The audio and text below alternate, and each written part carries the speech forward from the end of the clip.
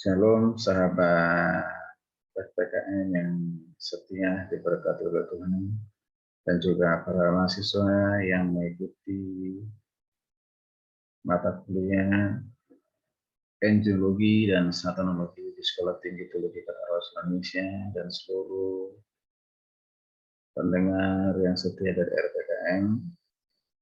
Mari kita bersama-sama belajar satu makhluk rohani yang diciptakan oleh Allah, yaitu malaikat.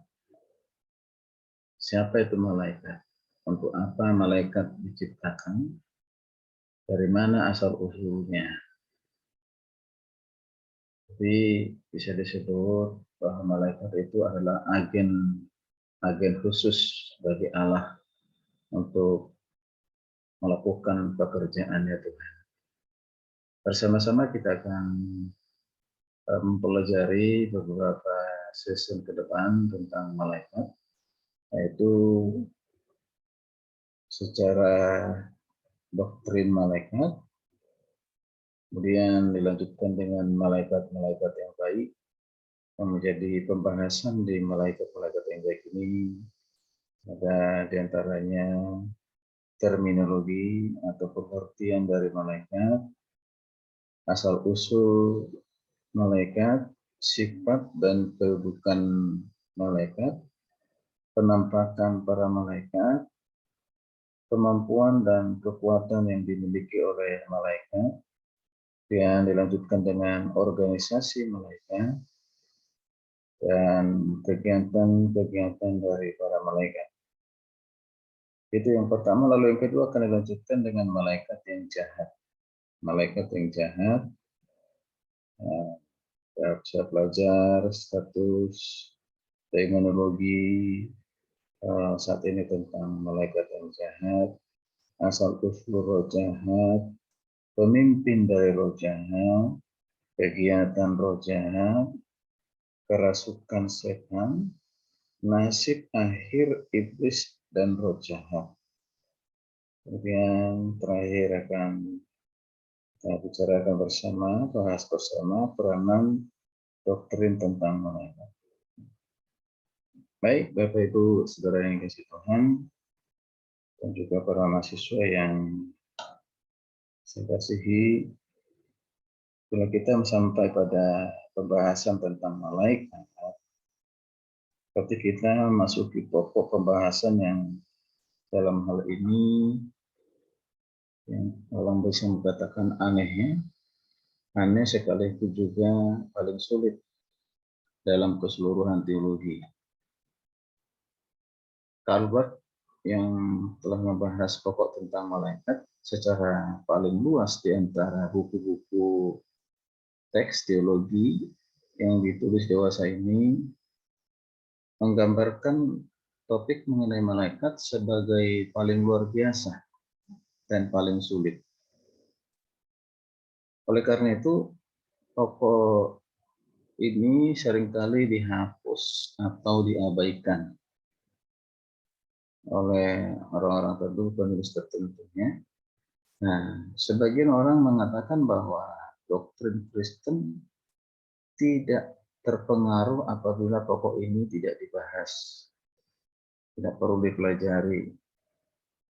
Nah, jadi dalam beberapa hal pernyataan tersebut memang betul, pernyataan bahkan gereja pun mungkin jarang ya membahas tentang malaikat. Mungkin bisa orang membicarakan doktrin penciptaan, doktrin pemeliharaan Allah tanpa menyebut adanya malaikat.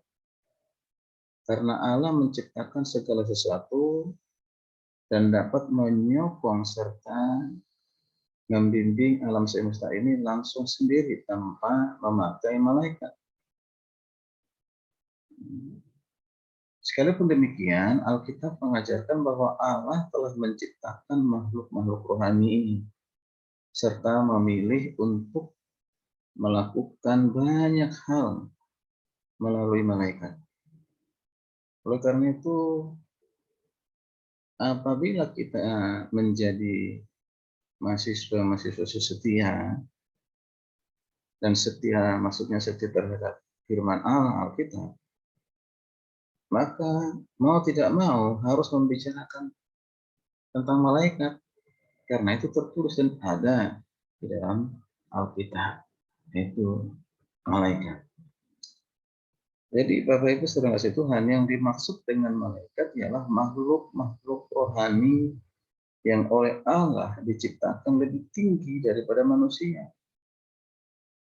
Yang sebagian diantaranya tetap setia kepada Allah hingga kini melaksanakan rencana dan kehendak Tuhan.